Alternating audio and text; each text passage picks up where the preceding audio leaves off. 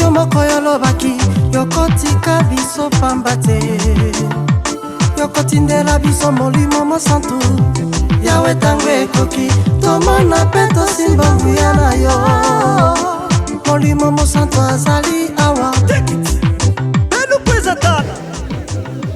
Est-ce que l'esprit d'Antéchrist égale Antéchrist? L'Élie qui devait venir. Jésus, comme mon frère le dit, il est très étonné de voir qu'on le met en opposition avec Gabriel.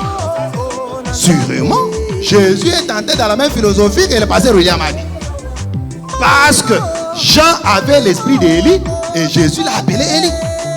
Voilà, mais écoutez, est-ce que cela empêche que le vrai Élie ne vienne? Les gens s'attendent à ce que ce soit vraiment le personnage Élie de l'Ancien Testament qui réapparaît dans le Nouveau. Or, Jésus semble dire que lui, il interprète, il dit pas c'est Élie directement. Il dit Jean-Baptiste, c'est lui, l'Élie. 4, c'est qui? 2 Corinthiens 12, 12. Mais c'est Élie qui s'est identifié avec l'écriture et dont Dieu a confirmé selon les 3 écritures là. Oui. C'est William Marion Branham. Non, c'est abusé, trop c'est trop. On veut conclure, écoutez, non. Mais pourquoi vous devez... Pourquoi il s'énerve comme ça? Pourquoi il s'énerve comme ça?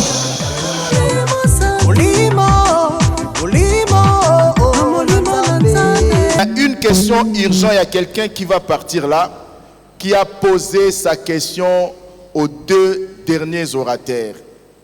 La question est celle-ci. Il n'est pas trop d'accord avec vous.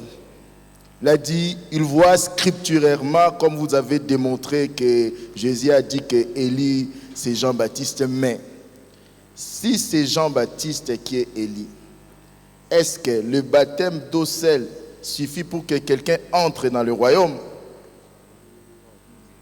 Ok. On peut donner le micro? Voilà, on va donner le micro à la personne qui a posé la question. Voilà. Merci beaucoup, révérend Serge. Je voudrais ici personnellement profiter de ce privilège apparemment que vous m'avez accordé, parce que toutes les questions sont écrites, toutes les questions étant adressées aux orateurs par écrit, mais que ces questions seront lues par les modérateurs. Mais moi, je vous remercie pour cela, ce petit privilège de poser mes questions, parce que je vais bouger un peu et revenir. Je suis là, je souhaite. Voici papa révérend professeur Élie Mouyamba, ainsi que le pasteur Pierre-Emmanuel. Cette question, en fait, j'ai 2 questions que je vous pose à vous deux. C'est-à-dire que chacun pourra répondre à sa manière. Je vous ai suivi. Vous deux, vous avez dit que c'est Jean-Baptiste. J'ai aimé parce que vous avez pris les chemins les plus simples et les plus clairs. Les écrits. Considérons que Jean-Baptiste est l'Élie promis. Première question. Mais si lui, Jean-Baptiste, il a baptisé d'eau. Première question, je vous remettrai ça. Comme ça, vous allez vous remémorer correctement de ce qui est posé comme question. Si Jean-Baptiste a baptisé d'eau, peut-on alors hériter le royaume des cieux sans baptême de feu? C'est-à-dire qu'on peut aller au ciel seulement à travers les baptêmes d'eau d'Élie, de Jean-Baptiste. Vous savez pourquoi je pose cette question? Parce que Jean-Baptiste, je vais utiliser un verbe différent. Je ne dirai pas qu'il est mort. Je dis que Jean-Baptiste est décédé et enterré. Or, au moment où nous parlons, il y a encore des Juifs qui ont des yeux fermés volontairement par Dieu et des oreilles également fermées volontairement par Dieu lui-même. Il dit, je leur ai donné les yeux, mais ils ne voient pas. Les oreilles, ils n'entendent pas. Maintenant que Élie et les Jean-Baptiste, d'après vous deux, professeurs. Et Jean-Baptiste est décédé, enterré. Il est sous terre pendant qu'on parle là. Et les Juifs dont les yeux sont fermés maintenant, et les oreilles aussi bouchées, comment vont-ils reconnaître le Seigneur? Parce que Jean-Baptiste n'est plus là. Est-ce qu'on essaie de comprendre ma question? On a compris. Merci. Deuxième question. Ça rentre un peu dans la même logique que la première, mais il y a quand même un élément nouveau, différent. Le baptême d'eau de Jean-Baptiste a été annulé par le Seigneur Jésus-Christ. Ah, quelqu'un a dit comment là-bas? Je ne suis pas trop la foule, mais je vous réponds. Le Seigneur a dit par Paul de Tarse. Paul a posé la question aux disciples de Jean. Vous avez été baptisés? Ils ont dit oui. De quel baptême? Ils ont dit du baptême de Jean-Baptiste. Il dit rentrez dans l'eau. Ça veut dire qu'il a supprimé le baptême de Jean-Baptiste. Comment alors les Juifs qui ont pour Élie Jean-Baptiste décédé, quelqu'un me comprend, arriveront-ils au salut, c'est-à-dire à la restauration prêchée par les hommes de Dieu ici? Si alors c'est Jean-Baptiste, je vous prierai de... merci.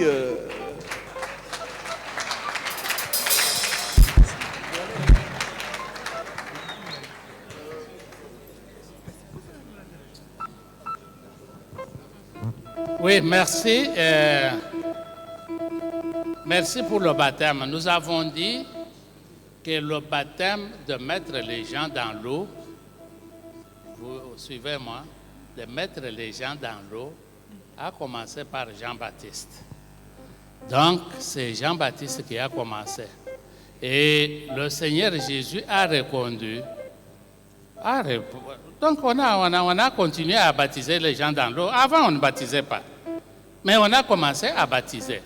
La différence que vous demandez là, quand les gens se font baptiser maintenant, avant de se faire baptiser, on accepte le Seigneur Jésus comme Seigneur et Sauveur. Et là, on est sauvé. On ne baptise pas les gens pour dire, même maintenant, là, pour dire, est-ce que tu crois au baptême de Jean-Baptiste? Non, nous demandons aux gens, est-ce que vous croyez que le Seigneur Jésus est mort et ressuscité? Quand vous acceptez cela, on vous baptise. Mais le baptême a été initié par Jean-Baptiste, papa. Ce n'est pas Moïse qui a laissé le baptême. Moïse a laissé pour circonciser les enfants au 8e jour. Mais mettre les gens dans l'eau, c'est Jean-Baptiste. La différence avec ce que nous faisons maintenant est que maintenant, nous croyons au Seigneur Jésus. Que même Jean-Baptiste avait dit qu'il y a quelqu'un de plus grand que moi qui vient. Que moi, je ne suis même pas digne de délier ces courroies de souliers. Et lui, quand il va venir, il va vous baptiser d'eau et du Saint-Esprit. Donc, c'est ça. Il a introduit, il n'avait pas coupé et partir. Et c'est comme ça que nous nous faisons baptiser en passant par le Seigneur Jésus. Il y a quelque chose parfois que les gens ignorent, beaucoup de chrétiens. Quand nous baptisons les gens, ils doivent accepter que le Seigneur Jésus est Fils de Dieu, mort, ressuscité et qu'il est au ciel. Si vous allez chez les Arabes, vous parlez de Jésus, ils vont dire, nous connaissons bien Jésus, c'est le fils de Marie, et notre Coran reconnaît Jésus comme prophète, mais nous ne prenons pas Jésus comme prophète. C'est le Fils de Dieu qui est venu, qui est mort, qui est ressuscité et qui est au ciel. Et en lui, nous entrons pour aller au ciel. Oui.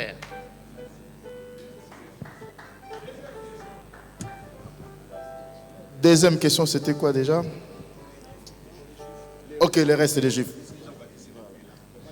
D'accord, donc la deuxième question, c'était pour les Juifs qui sont vivants aujourd'hui, puisqu'ils ne peuvent plus passer par leur prophète Élie qui est revenu. Donc Élie est venu annoncer Jésus, mais c'est Jésus le chemin, la vérité, la vie. Donc les Juifs aujourd'hui qui n'ont pas encore vu que Jésus est leur Messie, quand Dieu leur ouvre les yeux et qu'ils reconnaissent Jésus comme le Messie, ils passent par Jésus et ils sont sauvés. En lisant le Nouveau Testament, ils vont découvrir que la prophétie de Malachie s'est déjà accomplie pour justement, à l'époque, pour manifester que le Messie était Jésus. J'envoie devant le Seigneur le messager qui prépare la venue du Seigneur. Mais ils ont loupé historiquement.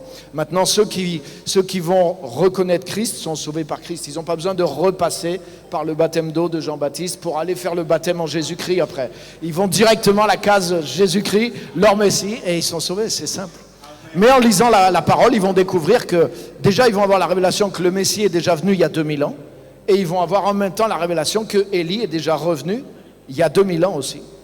Donc leurs yeux vont s'ouvrir sur les deux réalités. Mais pour être sauvés, ils n'ont pas besoin d'être baptisés une fois dans l'eau. Ils ont besoin de se repentir par contre et d'être baptisés au nom de Jésus, en Jésus-Christ, dans sa mort et dans sa résurrection. Ça répond ?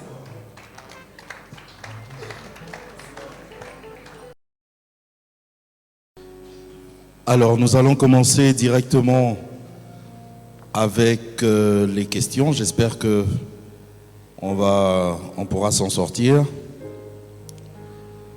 La première question ici est adressée à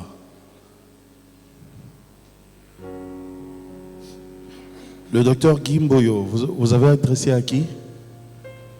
Au prophète Jimmy, direct quoi. J'ai posé la question au prophète Jimmy au sujet des Malachie, chapitre 4, verset 2. Si la crainte de ceux-là dont le soleil s'élèvera avec la guérison qui est sous ses ailes, si c'est Israël, ça c'est la première des questions. Deuxième, si oui, alors les besoins trouveront-ils Israël dans la crainte? Troisième, est-ce que l'Église de Dieu est déjà manifestée? Voilà. Vous avez retenu, prophète? Oui. Allez-y, répondez à chaud, direct. Oui, c'est là dont le soleil de la justice s'élèvera, c'est bien Israël. Il n'y a pas de doute là-dessus, c'est ce qu'on a dit ici. Parce que c'est à Israël que cette promesse de la visitation d'Élie a été faite. Donc, c'est un peu clair pour nous. Bon, voilà ce qu'on va faire. Je suis vraiment convaincu qu'on doit donner le micro à celui qui veut poser la question, mais vous posez votre question de manière très brève.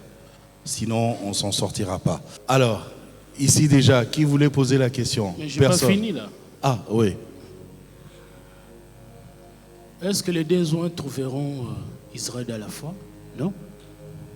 Pour l'instant, Israël n'est pas dans la foi. Pour l'instant, Israël n'est pas dans la foi. Donc, la deuxième portion d'esprit d'Élie, qui sera manifestée à travers les deux joints, ne trouvera pas Israël dans la foi. Ce sont eux qui feront entrer Israël dans la foi. Donc, c'est bien clair dans Apocalypse 11. Est-ce que l'Église de Dieu est déjà manifestée? Mais bien sûr, l'Église est née à la croix et manifestée le jour de la Pentecôte. L'Église du Seigneur est là et elle continue sa marche, la marche que le Seigneur lui-même assure le parcours. Donc je pense que c'est ça la réponse. Merci. Alors on va prendre d'abord la première rangée ici.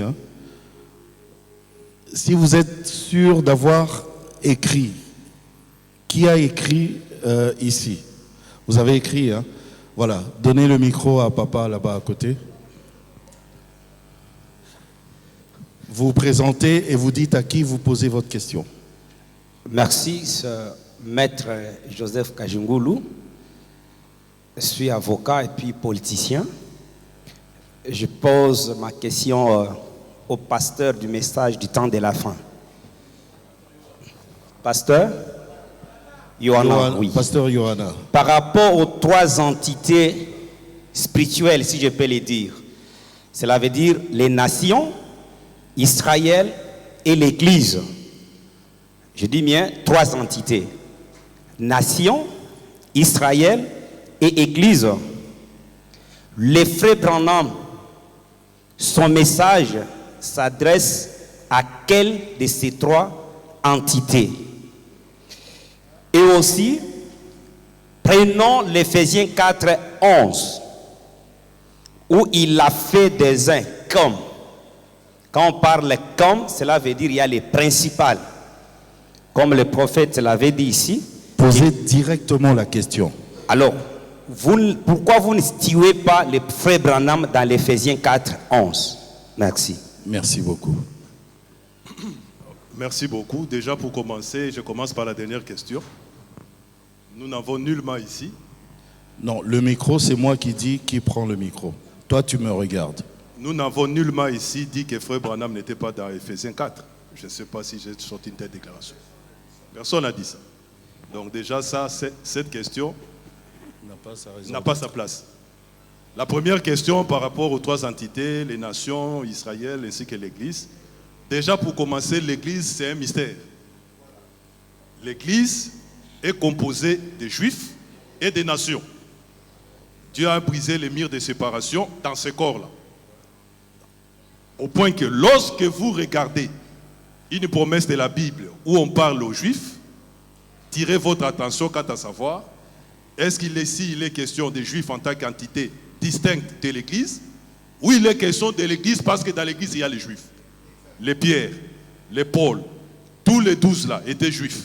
Et même au commencement de l'Église, quand vous suivez les livres des Actes des Apôtres, l'Église a commencé sur le sol juif. Voilà, donc vous devez tirer attention. Ce qui nous ramène directement à Malachie chapitre 1, le verset 1, quand il est dit là-bas, oracle de l'Éternel à Israël. Donc vous devrez tirer attention.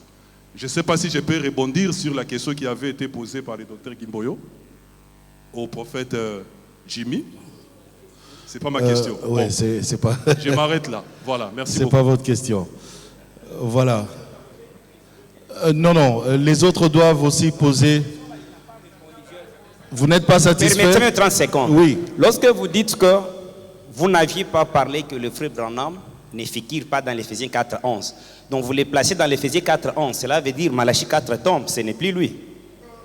Non, ça c'est ce que vous dites. Moi je n'ai pas dit ça. Ça c'est vous, c'est pas moi. Moi j'ai dit, frère Branham est dans Éphésiens 4. Ça va? Et je vous dis que Malachie 4 est question de frère Branham. Il est Éphésiens 4, il est aussi Malachie 4. Mais justement, voilà pourquoi je suis en train de vous dire que la prophétie autour de Malachie 4, ce qui me permettait de rebondir, parce que ça rencontre la préoccupation que le frère a posée. Donc s'il est dans l'Éphésiens 4, donc il n'est plus l'auteur d'une dispensation. Non, laissez-moi terminer pour que vous compreniez.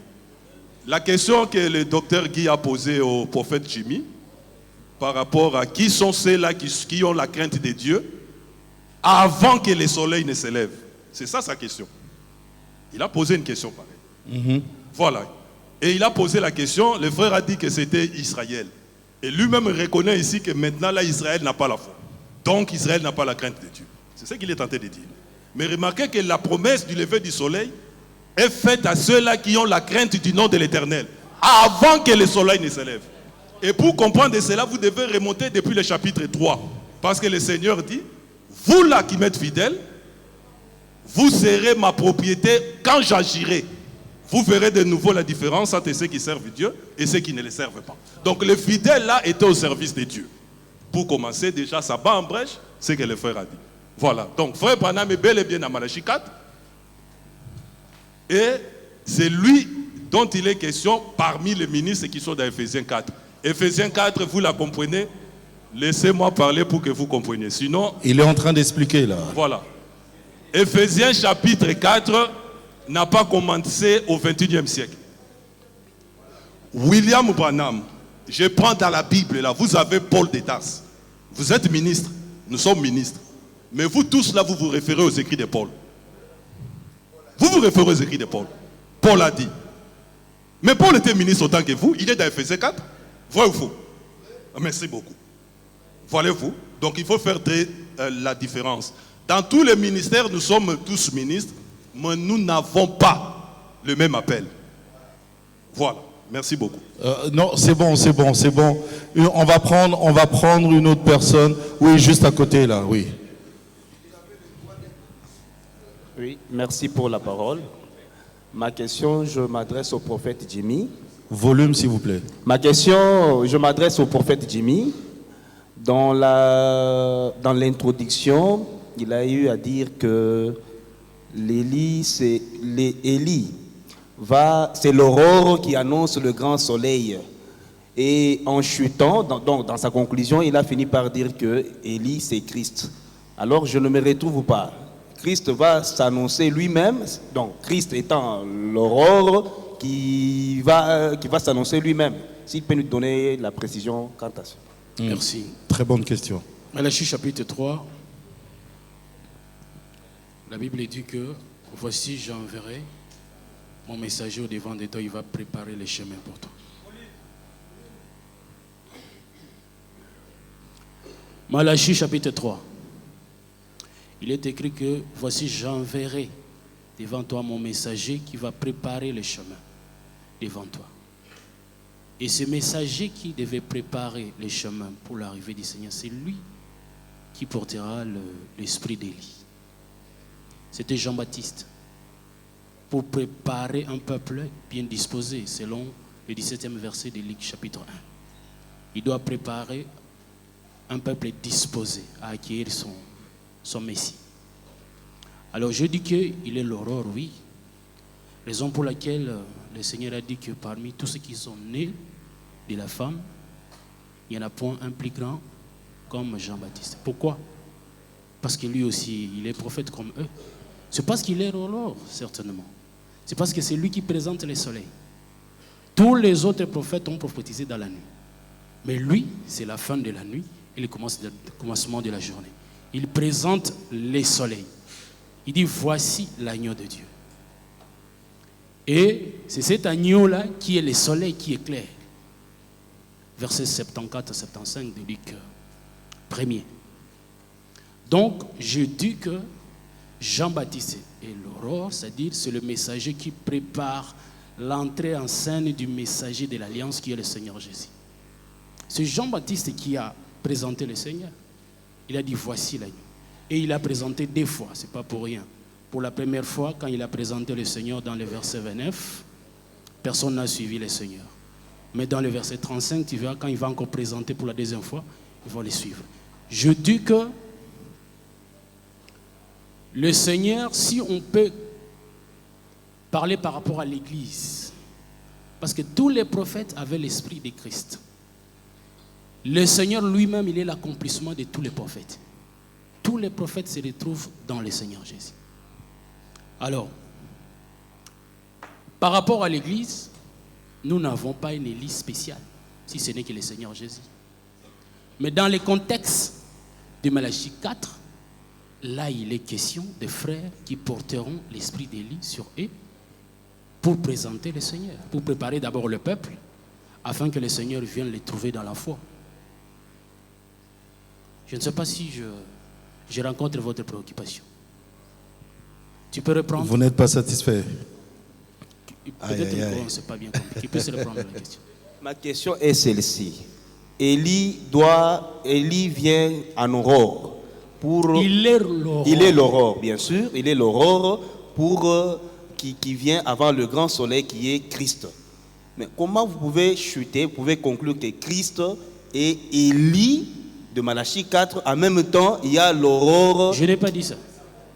Votre conclusion, vous avez dit que Élie de Malachie 4. Il n'a pas dit ça comme ça. Je n'ai pas dit ça.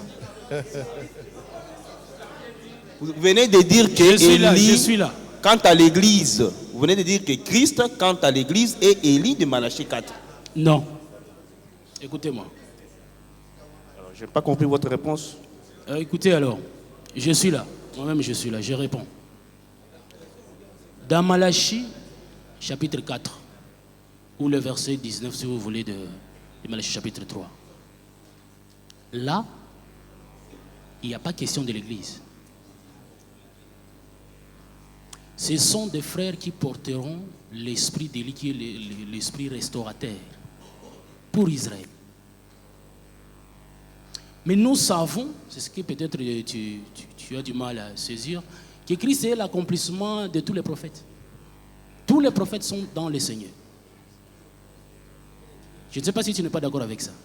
C'est-à-dire, raison pour laquelle on dit dans Matthieu 16, on dit, tu es Élie, tu es Jérémie, tu es tout ça. Et le Seigneur n'a pas nié. Il n'a pas nié qu'il n'est pas Élie. Il n'a pas nié qu'il n'est pas Jérémie. Non, parce que en réalité, c'est lui l'accomplissement, c'est lui qui rassemble tous ces prophètes-là en lui.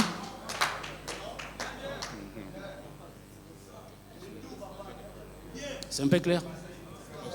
Allez, on va évoluer, on va prendre une autre question. Même derrière, au fond, là-bas, si vous avez Bon, on va changer un tout petit peu. On va venir de ce côté.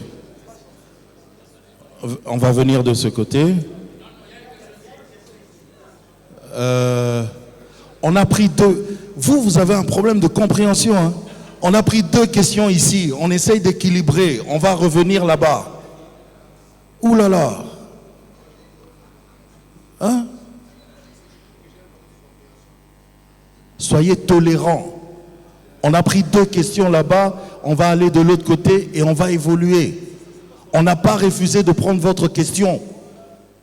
Depuis le début, vous ne faites que ça.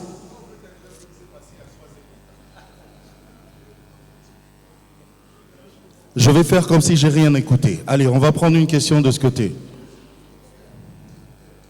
Prenez le papa, le papa devant d'abord, qui avait... Oui, je pose la question en même temps avec une motion.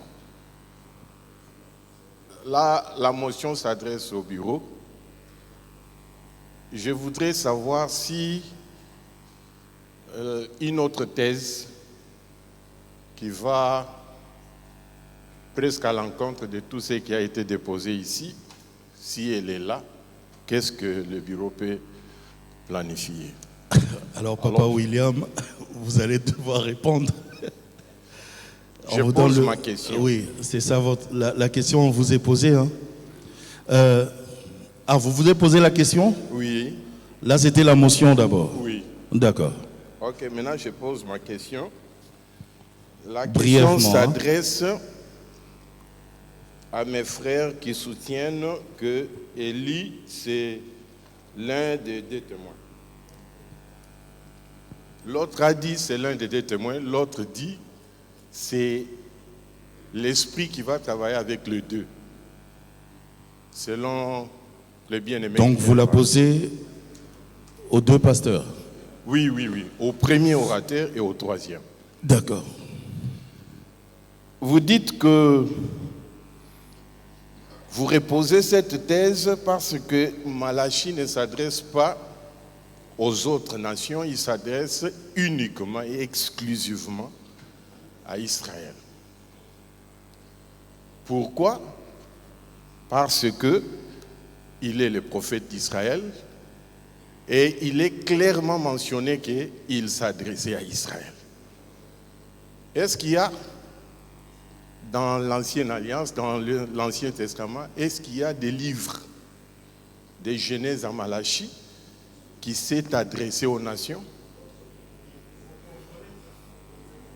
Aux nations en général. Parce que nous utilisons la Genèse, l'Exode, Deutéronome, Nombre, Lévitique et tous les livres, nous les lisons ici et nous les actualisons dans nos vies. C'est avec quel mécanisme? Si Malachie s'adresse Posez brièvement la question, parce que les autres aussi doivent... Oui. Ça, c'est la première question. Alors, je lis encore une autre question. Ça, c'est 1 Corinthiens chapitre 10, verset 1er. Paul dit aux Corinthiens, qui étaient grecs, il dit, je ne veux pas, frères, que vous soyez dans l'ignorance. Au sujet, je ne veux pas que vous ignorez que nos pères ont été sous la nuée, ils ont tous bu le même breuvage spirituel, ils sont passés par la mer Rouge, au lieu de s'adresser aux Juifs qui ont vécu cela. Mais ils s'adressent aux Corinthiens qui n'ont rien à voir avec cela. Mais il leur dit en assurant que je ne veux pas que vous ignoriez que nos pères ont été sous la nuée. Est-ce qu'il y a quelque chose qui ne va pas avec Paul, puisqu'il s'adresse aux Grecs? Ok, merci. On a compris. Très belle question, très belle question. Merci beaucoup. Merci beaucoup pour la question. Alors, je crois que vous-même, vous avez donné même Vous avez donné la réponse dans le sens que il y a un problème d'Israël, des nations et de l'Église, comme je l'ai montré en 1 Corinthiens 10, le verset 38. Et chaque entité a ses promesses. Chaque entité a aussi des prophéties qui sont liées à elle. Maintenant, nous nous posons la question, nous lisons, nous l'Église, de Genèse jusqu'en Apocalypse. La question que je vous pose encore, en d'autres termes, où est-ce que vous tirez la doctrine de l'Église?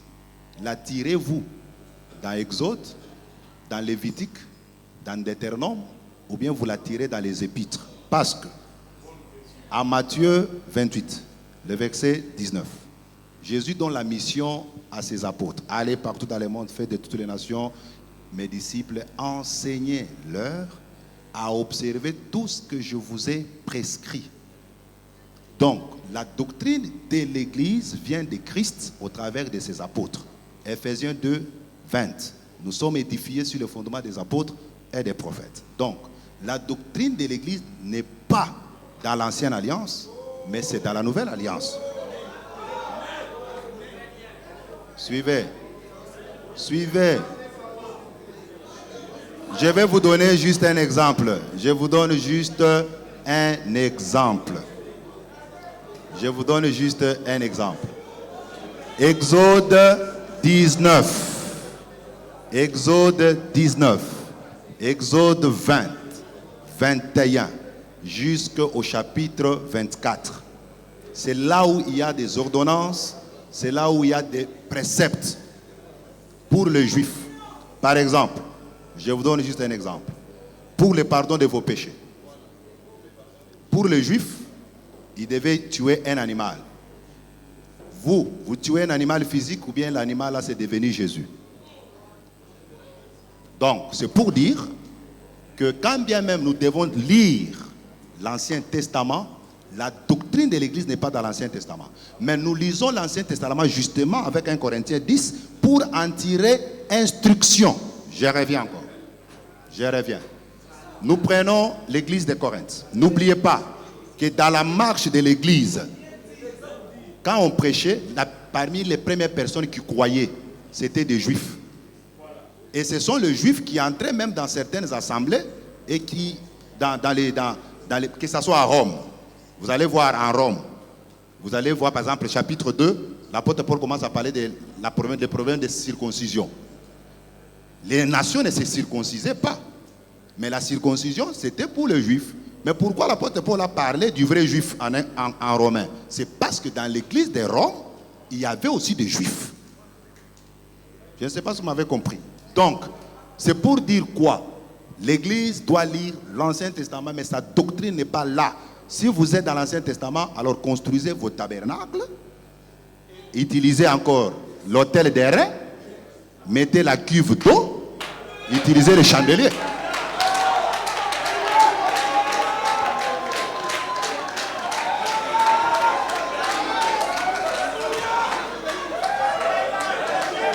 Oui, s'il vous plaît, apporte le micro d'abord chez le papa qui est debout là. Apporte, donne-lui le... Non, là-bas. On va répondre d'abord à la question. Oui, répondez à la question. Oui. S'il y aura un autre thème. Merci beaucoup. Je réponds à la première question qui a été posée par l'homme de Dieu lorsqu'il dit que lui a une confession distincte de tous les 5 orateurs. Alors, que prévoit le bureau dans ces cas-là? C'est à cette question que je réponds parce que je fais partie aussi du bureau dans l'ombre. Au fait, cette conférence est organisée par Ecopolis. C'est une première édition. Qui parle de première édition sous-entend une deuxième. Donc, si vous avez une confession qui est différente des 5 orateurs, il serait mieux de contacter les bureaux. On va voir dans quelle mesure on va insérer d'autres confessions. Je vous remercie. Merci beaucoup. Prophète Jimmy, c'était la même question. Hein? Pour les frères. Hein? Oui, pour le frère. 1 Corinthiens chapitre 3, verset 11. Car personne ne peut poser un autre fondement que celui qui a été posé, savoir Jésus-Christ.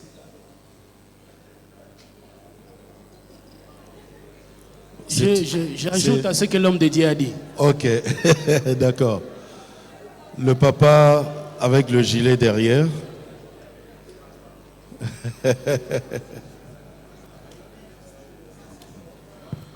Merci beaucoup. Moi, c'est le frère Dieu merci, Katoula. Je pose ma question au premier intervenant, le premier orateur. Lors de son intervention, il a dit que parmi les besoins, l'un aura l'esprit d'Élie. Et dans sa conclusion, il a dit, voici les critères pour reconnaître Élie. Il a détaillé, il doit faire descendre le feu, il doit fermer les ciels pendant 3 ans et demi. C'est ce qui est écrit aussi dans Apocalypse chapitre 11. Mais je voulais poser maintenant ma question de savoir, parce que parmi les critères, il a dit, il doit porter aussi l'habit de peau de chèvre, peau d'animaux, disons. Est-ce que l'Élie qu'on parle dans Apocalypse chapitre 11 portera aussi les habits de peau d'animaux ou comment? Merci. Merci beaucoup pour la question. Merci, revenez au milieu ici. Vous allez donner au papa là derrière.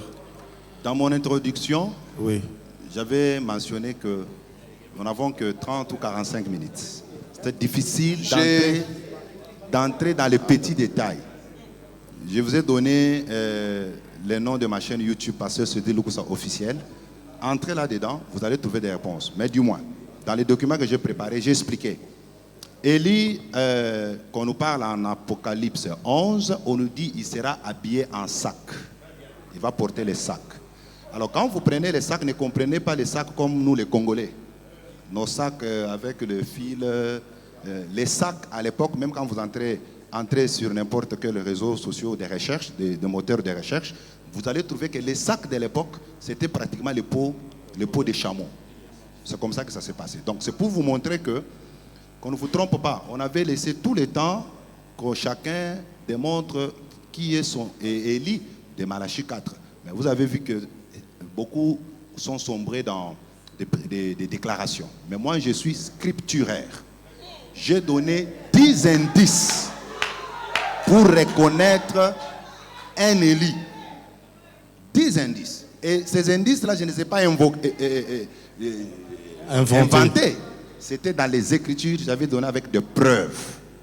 Alors, je suis allé maintenant pour chuter que Apocalypse 11 nous parle de 2 témoins. La question revient souvent. À Malachie 4, on nous a promis une personne. Mais pourquoi en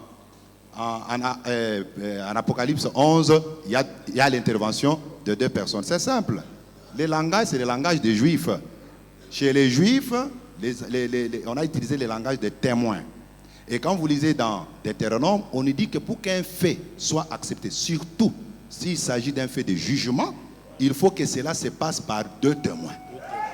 C'est comme ça que Élie devait avoir maintenant son accompagnant, qui est Moïse. Vous comprenez un peu cela? Maintenant, revenons mon frère, parce que c'est très pertinent. Bon, je m'excuse. Le pasteur Pierre et le prof, ils ont parlé que Élie là, il s'agit bien de Jean-Baptiste. Je ne les nie pas, je ne les refuse pas. Nous débattons sur qui est Élie de Malachie 4. C'est ça le problème. De 2. En Malachie 4, est-ce qu'on nous parle que l'esprit d'Élie viendra, ou bien on nous parle que Élie viendra? C'est ça d'abord le problème. Parce que si cette nuance n'est pas bien soulignée, nous allons sombrer dans dans des confusions. Même nos amis de William Branham. Branham avait-il l'esprit d'Élie ou bien il était Élie? Parce que à Malachie 4, on ne nous parle pas de l'esprit d'Élie. Je vais vous parler de 2 personnes qui avaient l'esprit d'Élie. La première personne, c'est Élisée. Je suis en 2 Rois chapitre 1er. Après l'enlèvement d'Élie, l'esprit d'Élie est descendu.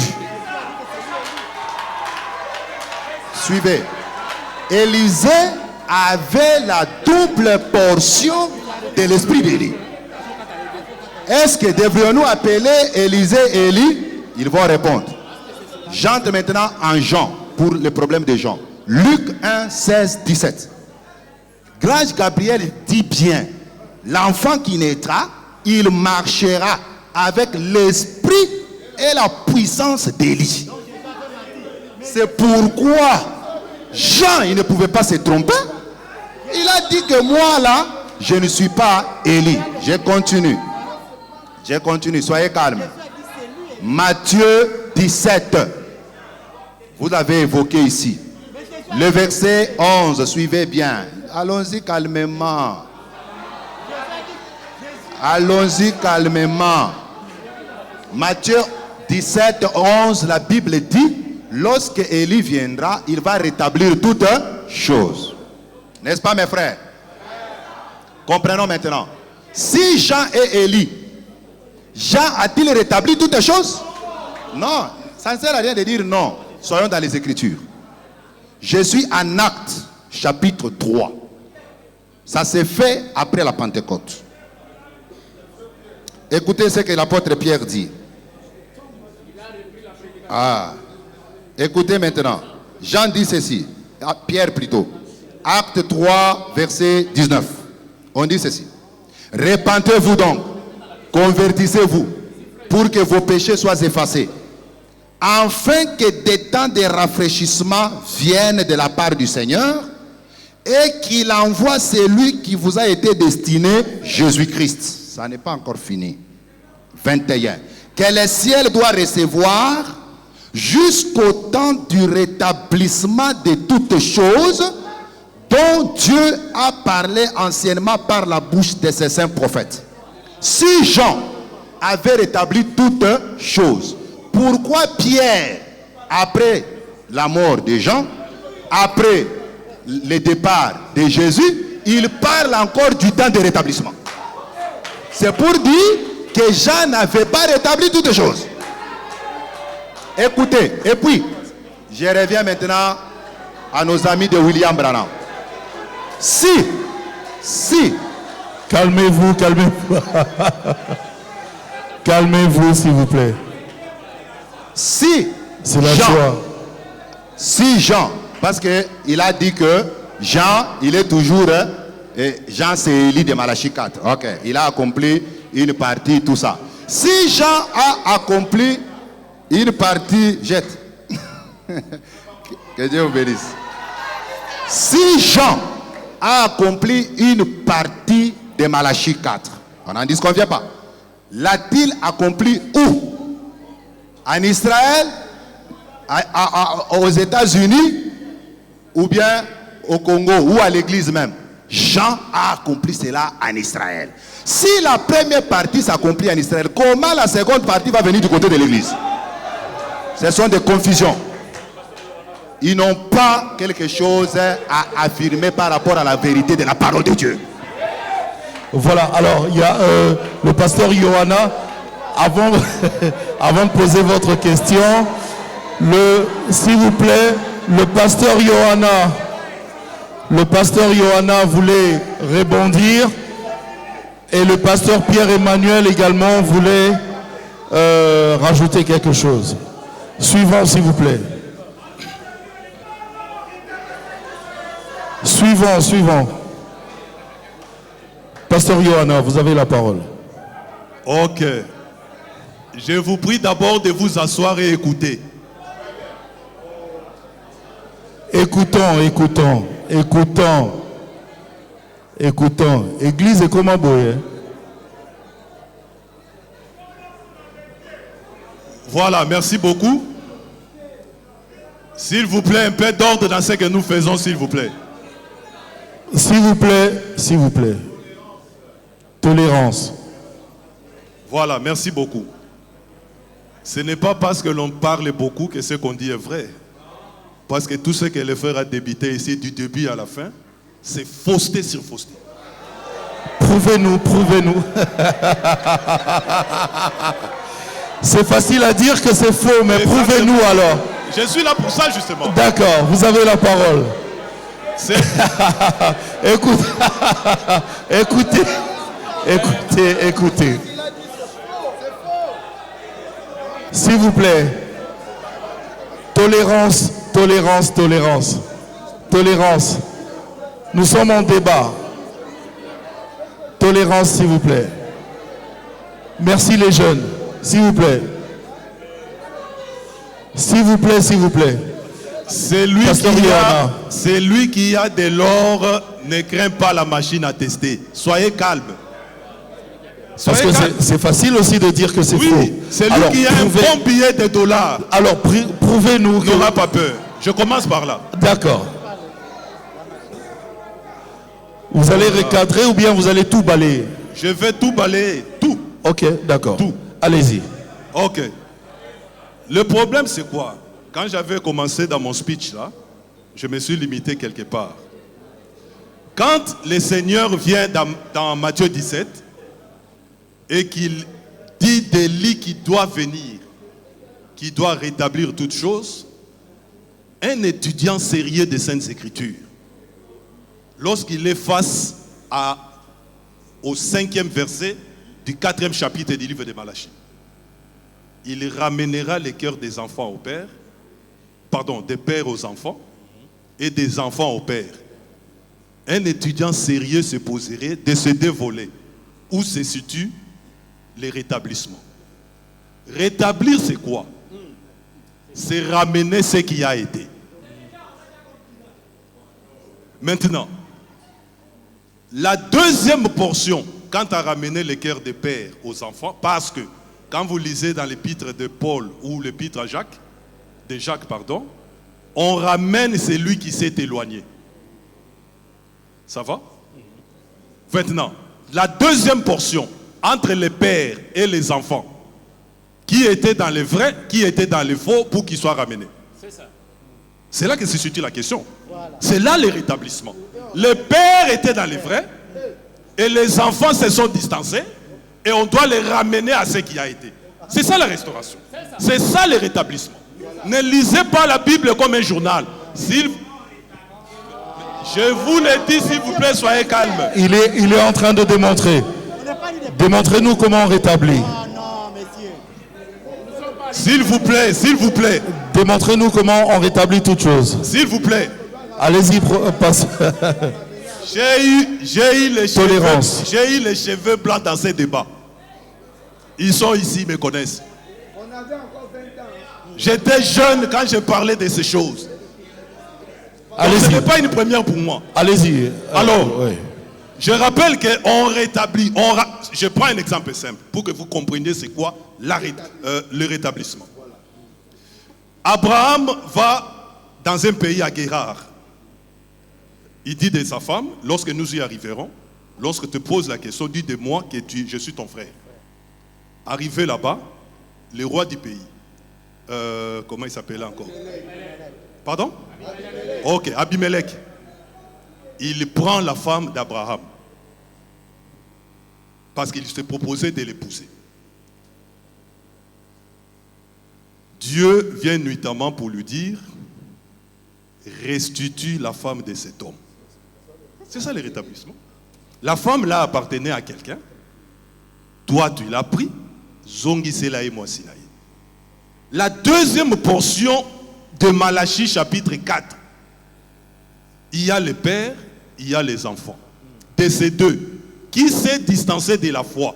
Parce que Jacques dit, on ramène celui qui s'est éloigné. Ça c'est Jacques. Mais la deuxième portion dit, il ramènera les enfants au père. Les pères là, ce sont eux qui avaient la foi véritable.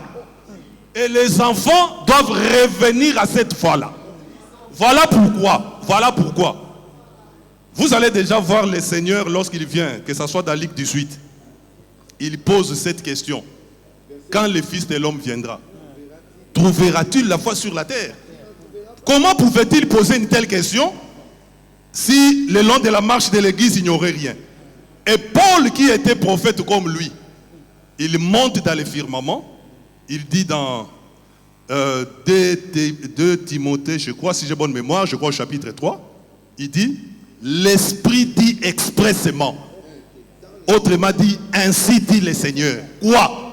Il n'a pas besoin de mon frère Cédric. Il n'a pas besoin de lui. Ça, c'est l'Esprit. Et s'il est de l'Esprit, il peut que dire Amen à ça. L'Esprit dit expressément que dans les derniers jours. Amen. Mais comment ça? Les gens seront égoïstes. Amen. Oui, mon frère. Quand ton corps est malade, si j'ai une blessure, à l'orteil ici, ça va? Je suis blessé à mon orteil. Mais lorsque lorsqu'un membre du corps est atteint, c'est tout le corps qui est atteint. Merci beaucoup. Alors, Paul dit, oui. Comment ça? Les gens seront orgueilleux, fanfarons, intempérants, abandonneront la foi. Il a dit en fonction de quoi? On ne peut abandonner que ce qu'on avait. Moi, j'ai ce téléphone. Pour que je l'abandonne. Mais comment ça? Je dois l'avoir reçu entre mes mains. Et lorsque je la laisse, là, je l'ai abandonnée. Et je dois revenir pour revenir la prendre. Voilà l'essence. Donc, okay. C'était faux. Je chute encore. Malachie chapitre 4. Jean s'est identifié. Parce que le processus de l'évangile, du reste, je vais encore choquer les frères. J'ai dit ici que l'église, vous devez toujours la situer. L'église est composée de 2 peuples. Dieu a brisé le mur de séparation entre les juifs et les nations au sein de l'église. Voyez-vous? Il prend acte 3. Mais là, il s'étudie encore davantage. Quand Pierre parlait à ceux-là, répentez-vous. De ces 3 corps que nous avons dans 1 Corinthiens 10, 32, les juifs, les nations et l'église. Ça va? Quand Pierre disait à ceux-là, répentez-vous, convertissez-vous, afin que des temps de rafraîchissement viennent, et qu'il envoie celui qui vous a été destiné, que le ciel doit recevoir jusqu'au temps du rétablissement de toutes choses. Ces gens-là qui avaient cru, parce que ces gens-là avaient cru. Et l'écriture montre qu'ils avaient été ajoutés où? Après qu'ils se soient repentis. S'il vous plaît. L'écriture n'a-t-il pas répondu à ça? Parce qu'il s'adressait à un peuple. C'est comme quand j'évangélise là. Je dis, repentez-vous. Ces gens-là qui s'étaient repentis, ont-ils été ajoutés dans le corps Israël, distinct de l'église? Non, c'est très faux. Parce que l'écriture a réponse à ça quand vous lisez Actes chapitre 4. Vous lisez Actes chapitre 4, la Bible dit que ceux qui avaient écrit furent ajoutés là-bas, au corps de l'église. Donc c'est archi faux. Merci, pasteur. La dernière chose, termine par là. Oui. Jean-Baptiste. Jean-Baptiste est venu accomplir. Jean-Baptiste n'a pas rétabli. Non. Jean-Baptiste a ramené par contre les pères rebelles d'Israël à cette foi véritable qu'avaient les enfants de l'époque. Les pierres, les ci de suite là-bas. Parce que Dieu dit à Israël, vous êtes un peuple rebelle. Vous êtes un peuple rebelle. Aïe, aïe, aïe. Est-ce que je peux parler, s'il vous plaît? Laissez-le parler, laissez-le parler. Laissez-le parler. Est-ce que je peux parler, s'il vous plaît? Laissez-le conclure. Prenez exemple sur moi. Lorsque les frères ont parlé, je me suis tu. Tolérance. Mais j'avais à dire. C'est pourquoi j'ai appelé les frères pour demander parole. Concluez, pasteur. Apprenez aussi à écouter. Concluez, même pasteur. quand ça vous choque. Je sais que vous êtes choqués. Concluez. Alors, je disais quoi? Dieu s'adressant à Israël, il a traité Israël. Il dit, ce que vos pères ont été, vous aussi vous l'êtes. Les pères étaient rebelles. Voilà pourquoi la prophète Luc chapitre 1er dit quoi? Il ramènera les cœurs des pères aux enfants et les rebelles à la sagesse des justes. Mais c'est ça la chose. Qui était rebelle, c'était les pères. On devait les ramener à la sagesse des justes. D'accord. Je termine en disant, oui. Jean chapitre 3. De la même manière, s'il vous plaît, mon frère. Tolérance, tolérance. Allez-y, allez-y. Ne suivez pas les réactions, allez-y. nous ne sommes pas présentement dans une chorale où on doit mélanger des voix. Quand l'un parle, l'autre se tait et écoute. Vous aurez votre temps si vous voulez débattre. Moi, je suis disponible à tout moment. Allez-y, allez-y. Alors, Jean chapitre 3. Après que Jean-Baptiste ait présenté les gens qui sont allés à Jésus, les gens ont dit, mais l'homme que tu as présenté là, voici tout souvent à lui. Jean-Baptiste répond, il dit, mais comment donc? N'est-ce pas que l'épouse doit aller à l'époux? Donc il était déjà la question du commencement de l'épouse. Parce que de la même manière que l'évangile a commencé, Marc chapitre 1, je crois c'est le bien-aimé entre les orateurs, l'un a lu ça ici. Commencement de l'évangile de Jésus-Christ. Mais l'évangile de Jésus-Christ a commencé comment? La bonne nouvelle. La bonne nouvelle a commencé avec un homme ayant l'esprit d'Élie. C'était Jean-Baptiste. De la même manière que l'évangile a commencé, pour la marche de l'épouse, c'est de cette même manière-là que la bonne nouvelle va s'achever. C'est facile de le dire, je peux même venir dormir chez toi aujourd'hui et tu n'auras rien à dire. D'accord, ok, d'accord. Pierre-Emmanuel, vous allez réagir? Non? D'accord, ok. Alors, s'il vous plaît, tolérance. On va évoluer. Pasteur William, allez-y, posez votre question. Merci. Oui. Merci, monsieur le modérateur. Je ne sais pas si c'est une question. Ça peut peut-être s'apparenter à un rappel. Mais je l'adresse à nos deux orateurs, deux intervenants qui faisaient partie d'un même groupe. C'est-à-dire le pasteur Yohanan et le frère Toto, que je suivais depuis très longtemps quand j'étais encore étudiant à l'Inikin.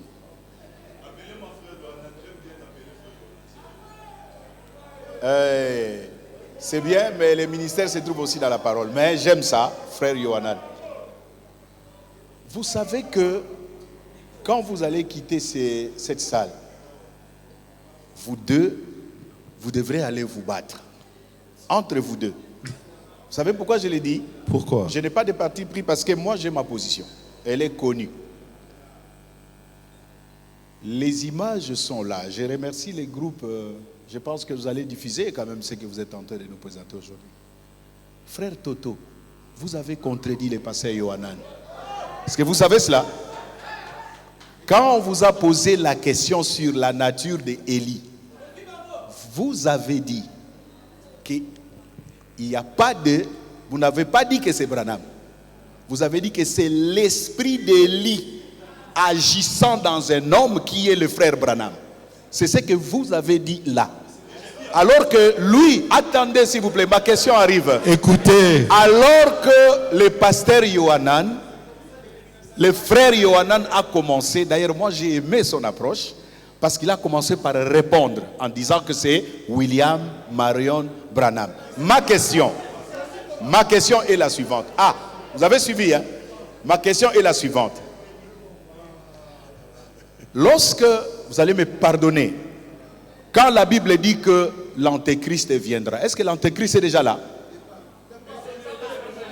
Mais l'esprit d'Antéchrist est déjà là. C'est-à-dire, si quelqu'un dit, non, sinon ça ne sera plus une question. Voici ma question. Est-ce que l'esprit d'Antéchrist égale Antéchrist? Ça, c'est la première question. Le frère Toto a dit qu'il s'agissait de l'esprit d'Élie. Alors que le frère Yohanan a parlé de Élie comme Branham. Si vous pouvez nous aider à comprendre si c'est la même chose entre esprit d'Élie et Élie. Que Dieu vous bénisse. S'il vous plaît, on commence d'abord par le frère Toto parce que on l'a attaqué directement. S'il vous plaît. S'il vous plaît, donnez-lui qu'il parle. Ok, d'accord.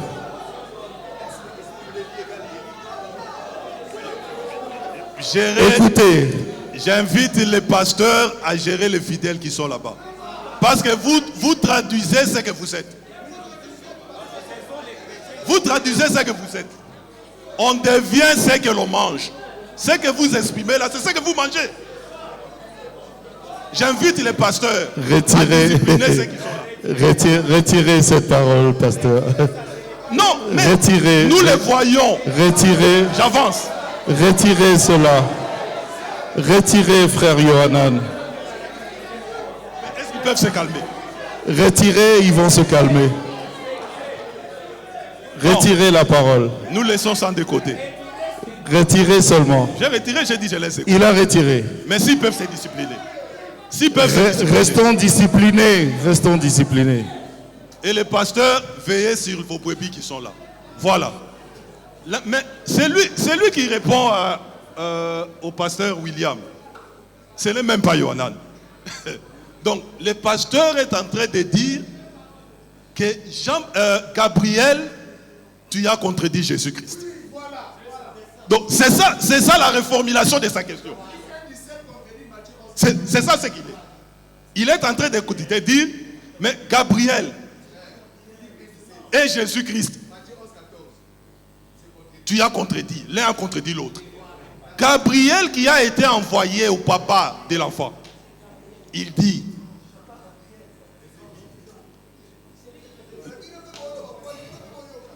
écoutez, l'enfant qui est là marchera devant Dieu avec, écoutez très bien, ça c'est Gabriel, avec l'esprit et la puissance d'Élie pour ramener le cœur des pères aux enfants. Autrement dit, les rebelles à la sagesse des justes. Ça, c'est ce que Gabriel a dit au père de l'enfant, de la part de Dieu. Lorsque le Seigneur vient, il dit, mais si vous voulez comprendre, Jean-Baptiste est là. C'est lui qui a l'esprit de Dieu qui allait venir. Comment ça? C'est lui, l'Élie qui devait venir. Jésus, comme mon frère le dit, il est très étonné de voir qu'on le met en opposition avec Gabriel. Ça, c'est la Bible. Donc, si déjà nous ne sommes pas prêts à croire ce que la Bible dit, alors ça, c'est très grave. Ça, c'est la Bible. Devant la Bible, toute bouche doit être fermée. Merci. D'accord. Oui, le frère Toto va... Parce qu'il a été attaqué directement. Bon, moi, je vais répondre... Écoutons le frère. Je vais répondre de la manière très simple. Moi, j'aime Paul. Parce que tout le monde ici répète Paul. Mais tout le monde ici ne croit pas Paul. Je vais vous le prouver que tout le monde ici ne croit pas Paul. Paul, je vais vous lire l'écriture pour citer à ce que le frère a dit. Acte 24, 14. Je t'avoue bien que je sers les dieux de mes pères selon la voie qu'ils appellent une secte. Quelle est cette voie-là qu'on appelait une secte? C'est ce que vous appelez le christianisme ou la doctrine de Christ. Les juifs, les incrédules appelaient cela une secte. Mais écoutez, il continue, croyant tout ce qui est écrit dans la loi et dans les prophètes. Donc Paul, la doctrine que les uns appelaient secte, dans cette doctrine-là de Christ, lui, il croyait tout ce qui était écrit dans la loi et les prophètes. Donc quelqu'un qui ne croit pas à tout ce qui est écrit dans la loi et les prophètes, il n'est pas dans la doctrine de Christ. Je reviens encore. Acte 26, 22. Mais grâce au secours de Dieu, j'ai subsisté jusqu'à ce jour, rendant témoignage devant les petits et les grands. Rendant témoignage, c'est-à-dire ce qu'il enseignait, ce qu'il vivait, sans m'écarter, sans m'écarter en rien, même pas un iota,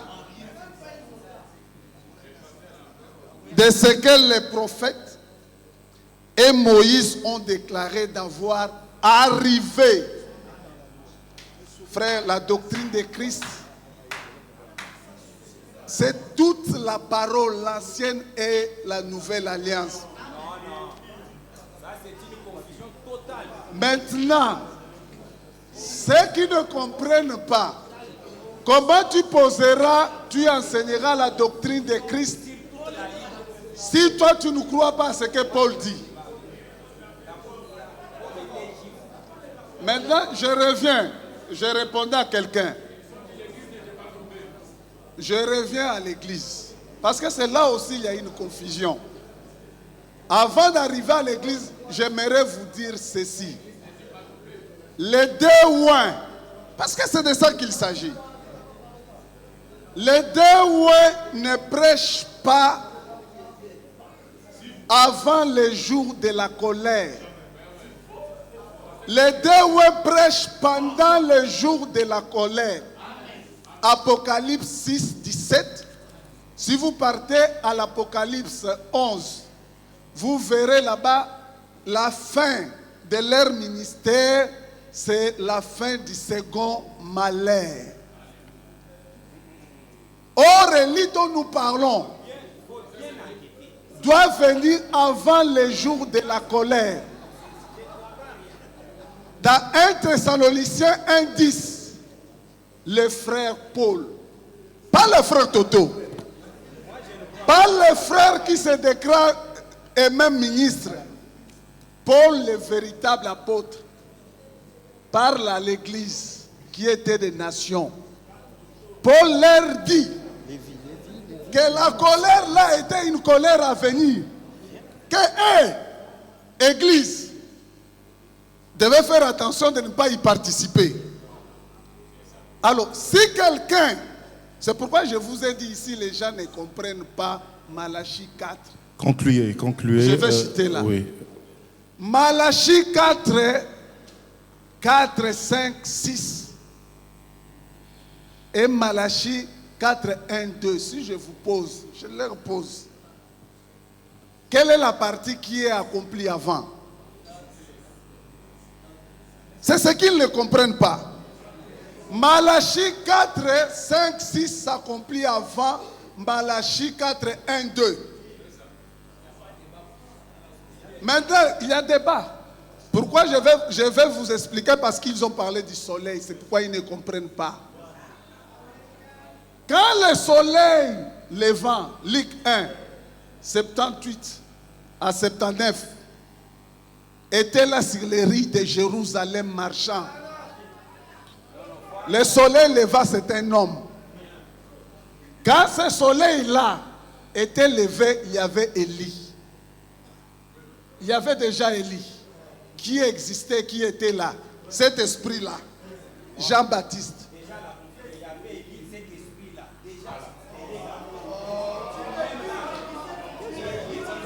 Je ne veux plus expliquer de choses. Bon, d'accord, on va. Alors, je sinon, oui, sinon maintenant, on va pas. Oui. Lorsque le soleil de justice, concluez rapidement, parce qu'il n'y a pas que vous. Oui. Lorsque le soleil de justice va se lever pour rendre la justice avec ses deux ailes, c'est là où je tourne vers lui. Les deux ailes là, les deux ouins. Lorsque ce soleil se lève avec ses deux ailes pour venir établir la justice, la colère, avant ce temps-là, Élie doit d'abord venir. Comme le modèle de l'ancienne alliance. D'abord, Élie vient seul, le soleil se lève, et pendant que le soleil est déjà levé, deux ouins sont là. On les voit ensemble avec le Christ sous forme de vision. Et vous savez quoi? Frère Pierre n'est pas confusionniste. Concluez. Je suis en train de chuter maintenant. Mais depuis le temps, une minute. 30 secondes. Frère Pierre n'est pas confusionniste. Frère Pierre, frère Jacques et Jean, quand ils ont regardé, ils ont identifié séparément. Ils ont vu Jésus, ils ont vu Moïse et ils ont vu Élie, sans confusion. Et ils n'ont pas dit Jésus, c'était toi Élie. Faux enseignement, fausse doctrine. C'est pourquoi Jésus, quand il a posé la question, que dites-vous, qu'est-ce que les gens disent de moi? Les uns ont dit tu es Élie. D'autres ont dit tu es un prophète. Mais ils rentrent vers les semences prédestinées. Il leur pose la question. Mais vous, que dites-vous? Tu es le Fils de Dieu vivant. Et il répond, Jésus, pas Toto, pas Yohanan, pas lui. Il dit, ce n'est pas la chair, ni le sang qui vous a révélé, mais c'est mon Père. La révélation du Père est sans confusion. La révélation du Père ne peut jamais dire que Jésus est Élie. Ne peut pas dire que Jésus est l'un des prophètes. La révélation du Père l'identifie clairement. Alors, maintenant, parce qu'il parle bon, de c'est bon, c'est bon, c'est bon. Maintenant, parce qu'il parle de Branham, laisse-moi chuter. Laisse-moi chuter. Non, là, c'est abusé, c'est abusé, c'est abusé, c'est abusé.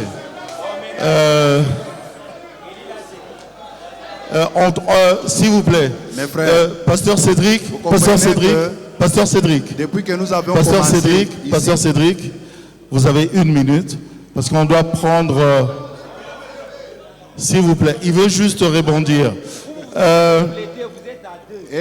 Écoutez, s'il vous plaît. On va prendre quelques questions encore. Et j'aimerais bien, puisqu'on avait un thème précis. Et le thème nous a posé une question précise. Alors j'aimerais bien que, en sortant de cette salle, que nous rentrons avec une réponse qui est Élie de Malachie 4. Merci. Voilà.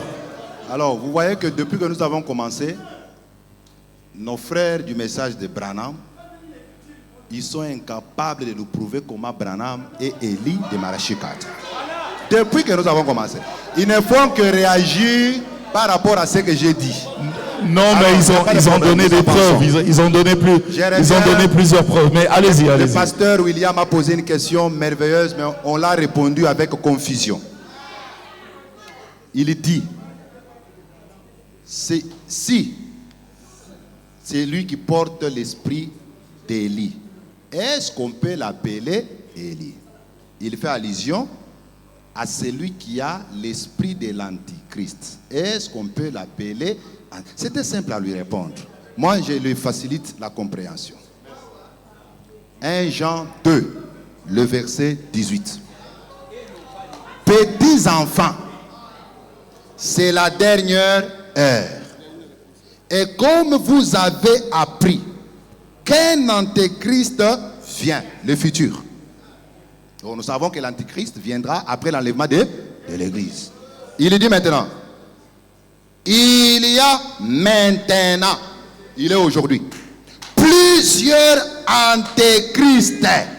C'est-à-dire, tous ceux qui portent l'esprit de l'antichrist, on peut les appeler en d'autres termes antichrist. Mais cela n'annule pas la venue de la personne de l'antichrist que nous attendons. Voilà. Attendez, je reviens à Jean. Vous avez voulu contredire Gabriel avec Jésus. Jamais il ne peut pas se contredire parce que Gabriel c'est Dieu qui l'avait envoyé. Regardez ce qui arrive. Lorsque Gabriel dit au papa de Jean, Zacharie, que l'enfant qui va naître, il va marcher avec l'esprit et la puissance d'Élie. Mais son nom c'était Jean. Jésus, il n'y a pas de problème. C'est l'hébreu, les langues. Si vous avez fait l'hébreu, je vous encourage, c'est bon. Jésus vient, il dit que Élie, que vous attendez là, c'était qui? C'était Jean. Est-ce que Jésus peut tromper? Jamais. Sûrement. Jésus est entré dans la même philosophie que le pasteur William a dit. Parce que Jean avait l'esprit d'Élie et Jésus l'a appelé Élie. Voilà. Mais écoutez, est-ce que cela empêche que le vrai Élie ne vienne? C'est ça le problème. Ah oui. Ok, j'avance. Il a dit encore ici. Personne n'a dit ça. Oh, tonton Jaco, c'est ce qu'il a dit. Peut-être que vous n'avez pas bien compris. Si vous n'avez pas dit ça, il n'y a pas de problème. Avançons. Avançons déjà. Allez-y. Il dit encore que les deux témoins doivent travailler pendant le jour de l'Éternel. Pour autant dire que, et je ne sais pas si c'est Élie ou Esprit d'Élie vont le dire, il va travailler avant. C'est ça, non? C'est Malachie 4 qui dit que il n'y a pas de problème. Élie doit venir avant le jour de la colère ou le jour de l'Éternel. Question. Quand est-ce que le jour de l'Éternel a commencé? On nous répond. Ah oui. Maintenant, regardez. Moi, je vous réponds avec les Écritures. Malachie chapitre 1, le verset 1 à 3. On nous montre que pendant les jours de l'Éternel, les méchants vont devenir comme la chaume. C'est ça, non? Ok. Et puis, j'ai bien défini. Le problème, c'est parce que vous n'écoutez pas quand les autres parlent. J'ai bien défini les jours de l'Éternel. Les jours de l'Éternel, c'est les jours de la colère de Dieu. C'est les jours pendant lesquels l'Éternel lui-même intervient pour exécuter le jugement sur le méchant. Une pression de taille. Je reviens en Apocalypse 11. Tous les chapitres, on nous présente deux événements importants. Premier événement, le ministère des deux témoins. 30 secondes. Hein. Le deuxième événement, on commence à partir du verset 15. On nous parle les sons de la trompette du septième ange. Lorsque le septième ange sonne sa trompette, on nous dit bien que le royaume du monde a été remis à Christ. Et on nous annonce même que les méchants vont commencer à pleurer. Le jugement des méchants commence avec le son de la trompette du septième ange. Maintenant, je reviens. Quand est-ce que maintenant, dans l'Apocalypse, le jour de la colère de Dieu a commencé? C'est Apocalypse chapitre 19, le verset 11. Lorsque le Seigneur descend sur la montagne des Oliviers, il est accompagné des saints. C'est pendant cette période, parce qu'on a appelé même les oiseaux du ciel pour venir manger la chair des méchants. C'est là. Et quand vous regardez les deux témoins, exactement, ils ont travaillé. Et Élie, l'un, comme moi je dis, Élie c'est l'un des deux témoins. Il a travaillé avant que le Seigneur ne descende dans sa seconde venue. J'insiste bien. Merci, pasteur. Et lorsque les deux témoins vont travailler, ça sera l'accomplissement de Zacharie 12. Merci, pasteur. Quand il va prêcher, tous les juifs reconnaîtront Jésus comme éternel Messie. Attendez. Tous les juifs. Merci. Non, attendez, vous aurez la parole. Voilà. Malheureusement, je ne pourrai pas prendre d'autres questions. Parce que, écoutez ce que je veux dire, écoutez. J'ai dit que je ne pourrais plus prendre les questions parce qu'il nous reste 15 minutes juste de l'occupation de la salle. Donc, ce que nous allons faire, nous avons un thème qui était clair, avec une question claire. Dans les 15 minutes, on va permettre aux orateurs, chacun, vous avez 3 minutes à chacun. Non, 2 minutes à chacun, comme ça, Pasteur William pourra... Ah, d'accord. Président, comme ça, vous allez conclure à la fin. Voilà, nous donner un mot. Donc, 2 minutes chacun, juste pour nous dire, en gros, qu'est-ce qu'on peut retenir? Qui est Malachie, qui est Élie de Malachie 4? On commence par prophète Jimmy. 2 minutes. Merci beaucoup. Bien qu'il y ait une différence entre l'ignorance et l'incrédulité, je disais qu'il y a une différence entre l'ignorance et l'incrédulité. Parce que l'ignorance, quand la lumière vient, on embrasse la lumière. Mais l'incrédulité, même si la lumière est là, on refuse la lumière.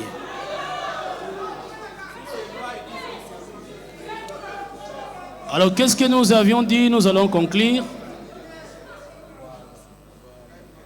Permettez-nous de retenir quelque chose aujourd'hui. Oui. Ok. Quand Élie vient, il doit rétablir. C'est un point très important qui prouve qu'Élie est là, les rétablissements.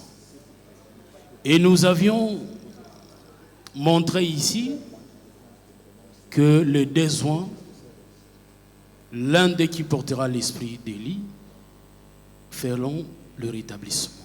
Ce qui est le culte La preuve de ce rétablissement, c'est les 144 000.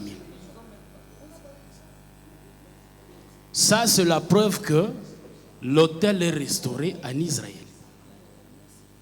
Et ce travail-là ne sera pas au milieu de l'Église, parce que l'Église n'a pas une raison d'être restaurée. Élie travaille en Israël. C'est là où la restauration aura lieu.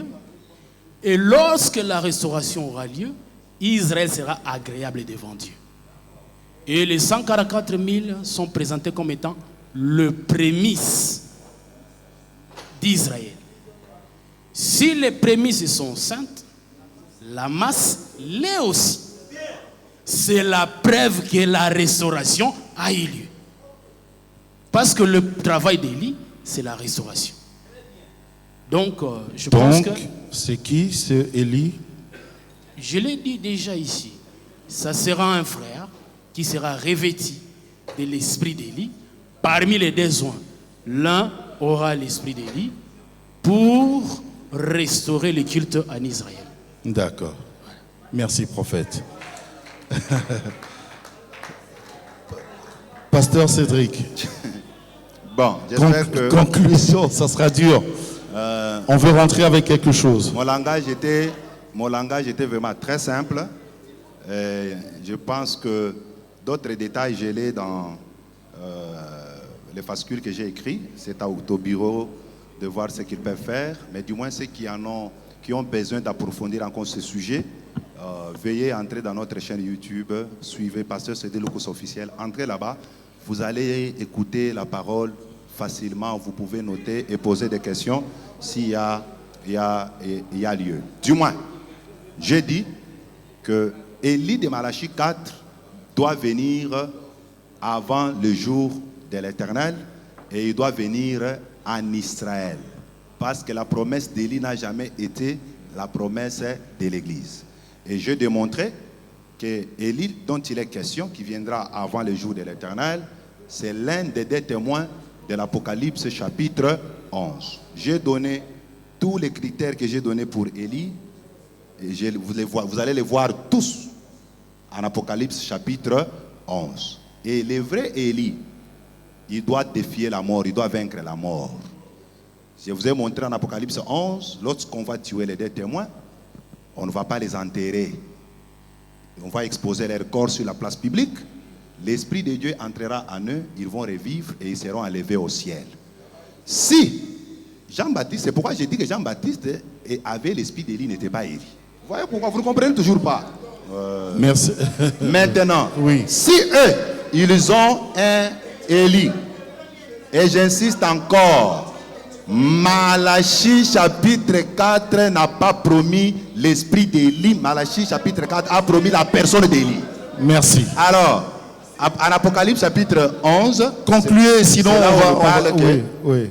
L'un des deux témoins, c'est celui qui va accomplir cette prophétie. Si eux, ils ont un Élie qui nous montre un Élie vivant qui a vaincu la mort, mais nous connaissons que Branham est dans la tombe. Si on ouvre sa tombe, c'est même déjà pourri là à l'intérieur. Ils doivent être humbles pour les reconnaître. D'accord. Frère Yohanan. Oui. Merci beaucoup. Rapidement. Ce n'est pas à force de parler, en parlant, c'est l'effet boule de neige. Juste la conclusion seulement. Oui. C'est-à-dire que nous sommes en train d'assister. C'est qui Je termine là, justement. Les frères argumentés, permettez-moi de le faire parce que je conclue déjà. C'est l'effet boule de neige. Nous sommes en train de vivre une avalanche ici. Ça commence, il y a une petite histoire, un petit mensonge deviendra un gros. Depuis que le frère a commencé ici, ce n'est que mensonge sur mensonge. Et je le démontre aussitôt. Voilà les brebis. Voilà les brebis. Concluez, sinon on va nous fermer la salle. Dites le mot, on passe, oui. Mais le frère est en train de dire ici, moi je ne comprends pas. Non, on conclut. Sinon je vous arrache la parole. Je vous arrache la parole. Modérateur, s'il vous plaît, j'ai conclu. Oui. Le frère, dans sa conclusion, il m'a indexé. Non. Vous n'avez pas empêché. Oubliez, c'est pour nous. Vous n'avez pas empêché. C'est pour nous. Non, ça ne se passe pas comme ça, c'est un débat. Je vous arrache la parole. Je vous arrache la parole. Oui. On conclut. Nous voulons... Non, non, non, non. C'est abusé, trop, c'est trop. On veut conclure, écoutez. Non, non, non, non, non, non, non. Pas comme ça. On veut... Non, non. On veut rentrer avec quelque chose. On veut rentrer avec quelque chose. On veut conclure, on va fermer la salle. Non, non, vous avez un problème, vous. Vous avez vraiment un problème. Vous avez un problème. Vous avez un problème. Honte de quoi? Shalom, honte shalom, de quoi? shalom, shalom. Honte de quoi? Pourquoi on doit se disputer? Non, non, non, non. On conclut. Ouais, essayez de conclure. Oui. On va conclure, on va conclure. On va conclure. On va conclure. Vous êtes des serviteurs de Dieu, mais franchement, vous me faites honte. Du calme, s'il vous plaît. Vous êtes des serviteurs de Dieu, vous me faites honte. J'ai honte à votre place. C'est pas comme ça. On essaye d'être élégant, mais vous exagérez toujours. Non, non, non, non, non. Non.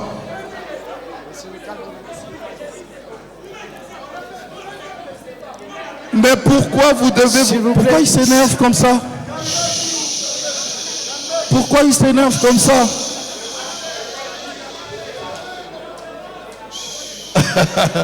Sinon... Et Jésus vraiment au milieu oui, de leur dit que la paix soit avec vous.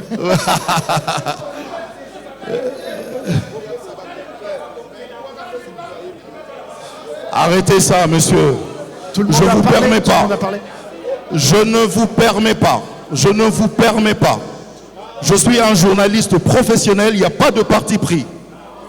Et les gens qui me connaissent, ils savent que j'ai jamais eu de parti pris. Arrêtez ça. Tu te sens intimidé? Tu te sens intimidé? Est-ce que tu te sens intimidé?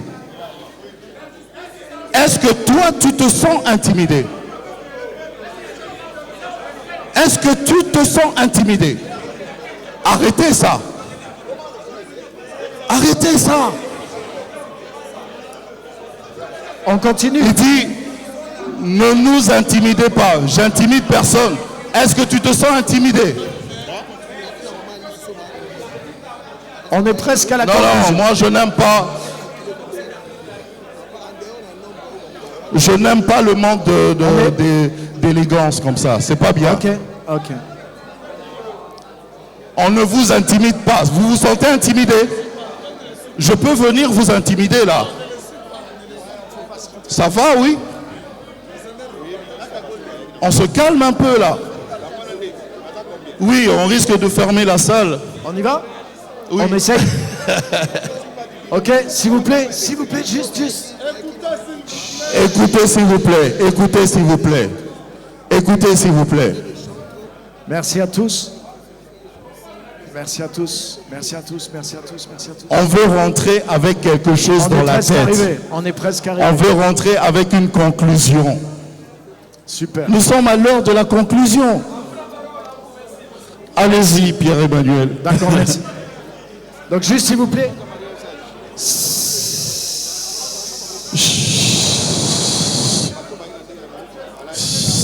vous plaît. Reprenez votre place, s'il vous plaît. Si vous pouvez reprendre votre place. Voilà, merci. Merci. Frère, calmez-vous. Frère, calmez-vous quand même. Calmez-vous encore plus, s'il vous plaît. On est presque arrivé. Pasteur Johan, Pasteur Yona, il ne vous a pas indexé. Frère Johan, venez. Il ne vous a pas indexé, venez. On y va. Allez. Il va parler à votre... Le frère Toto va parler. Allez-y. Il a parlé déjà. Allez-y. Ok. Donc juste pour donner ma conclusion, puisque j'ai 2 minutes. Donc, bon, juste une maintenant. Ouais, c'est ça. Donc la position que j'ai défendue, au moins, je ne sais pas si vous avez remarqué, moi tout le monde était d'accord avec moi. Parce que j'ai préféré éviter justement, il y a un aspect de spéculation sur la fin des temps, il y a des choses on n'est pas sûr. Mais moi ce que j'ai voulu mettre en évidence, c'est déjà, qu'est-ce qu'on fait de ce dont on est sûr? On est sûr que Jean-Baptiste était grand et que Jean-Baptiste, Jésus a dit, c'est lui, l'Élie qui devait revenir. Après, il y a quelque chose qu'il faut comprendre aussi, parce que dans Malachie, ça dit, je vous enverrai Élie. Donc les gens s'attendent à ce que ça soit vraiment le personnage Élie de l'Ancien Testament qui réapparaît dans le Nouveau. Or, Jésus semble dire que lui, il interprète, il ne dit pas c'est Élie directement. Il dit Jean-Baptiste, c'est lui, l'Élie qui devait venir. Donc il est en train de dire, la prophétie de Malachie 4 n'est pas littérale. Parce que ce n'est pas le prophète Élie lui-même qui vient, puisque c'est Jean-Baptiste. Donc ça déjà, il y a quelque chose qui peut nous aider à comprendre. Après, ce qui va se passer dans Apocalypse 11, on verra. On peut avoir des convictions, mais en tout cas, moi, je ne suis pas rentré là-dedans. Ce que j'ai voulu mettre en évidence, et il y a quelque chose que je veux rajouter qui est très important. On a parlé, effectivement, si Jean-Baptiste est Élie, où est le rétablissement de toutes choses? Ça, c'est une bonne question. Et la question de ça, les amis, vous savez dans quoi elle est cachée? Elle est cachée dans le mystère du royaume de Dieu. Parce qu'écoutez bien, les Juifs, ils attendaient le rétablissement de toutes choses. Donc je ne veux pas rentrer dans un débat. Le culte, Israël, moi j'ai une autre pensée par rapport à ça. Rétablir, c'est revenir de là où on était, de là où on est tombé. Mais les amis, on est tombé avec Adam. Et on n'est pas tombé du culte. On est tombé du royaume de Dieu en étant sous la domination de Satan. Juifs, avant qu'il y ait des juifs, avant qu'il y ait des non-juifs, avant qu'il y ait des nations, avant qu'il y ait des païens. En Adam, nous avons chuté. Et la prophétie, elle vise un rétablissement de toutes choses, c'est-à-dire, il faut un deuxième Adam pour rétablir Adam de là où il a chuté.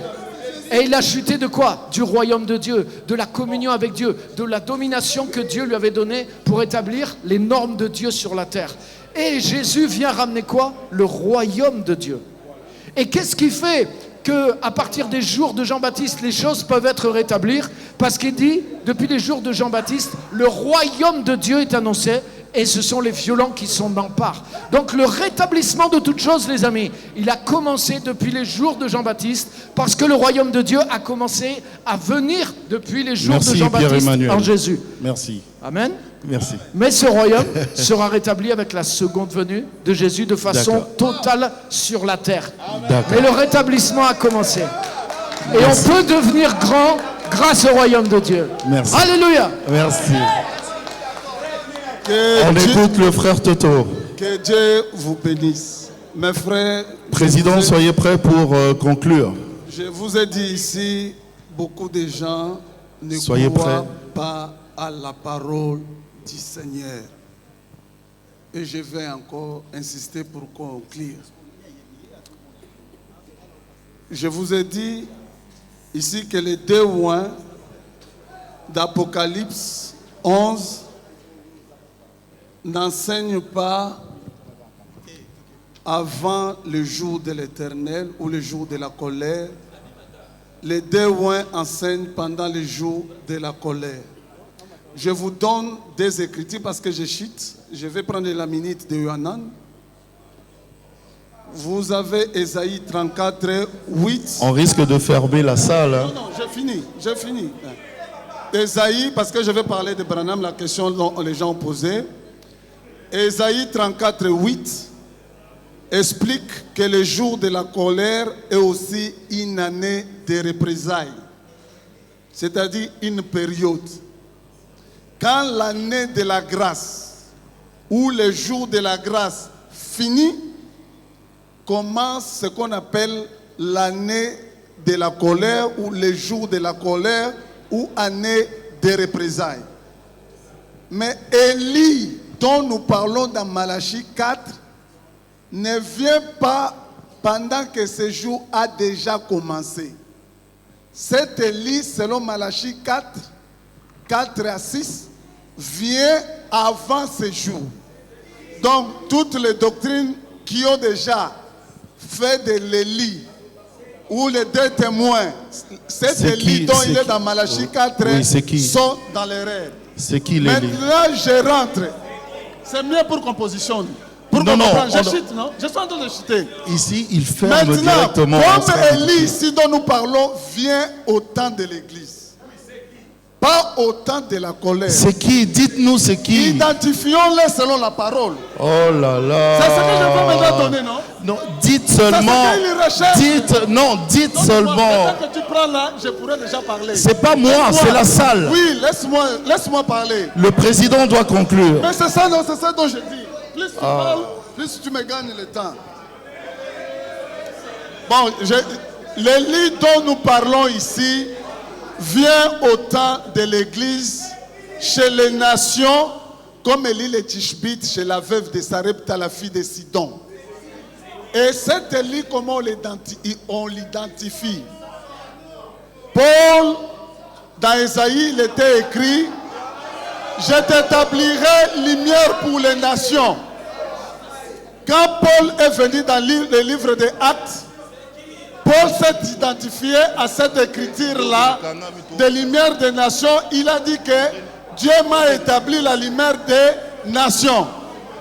Maintenant, Élie de Malachie 4, comme Élie le Tishbite, quand il entre en scène, Dieu confirme son ministère selon le modèle de Christ. Acte 2, 22, Hébreux 2, 4. C'est qui? 2 Corinthiens 12, 12. Mais c'est Élie qui s'est identifié avec l'écriture et dont Dieu a confirmé selon les trois écritures là. Oui. C'est William Marion Branham. Merci, frère Toto. Président. Oui, président, venez au milieu pour parler. Ok, je vous demande, s'il vous plaît, c'est juste pour la conclusion, si vous pouvez vous asseoir. Ok, pour la conclusion, je donne la parole au pasteur Lokwa.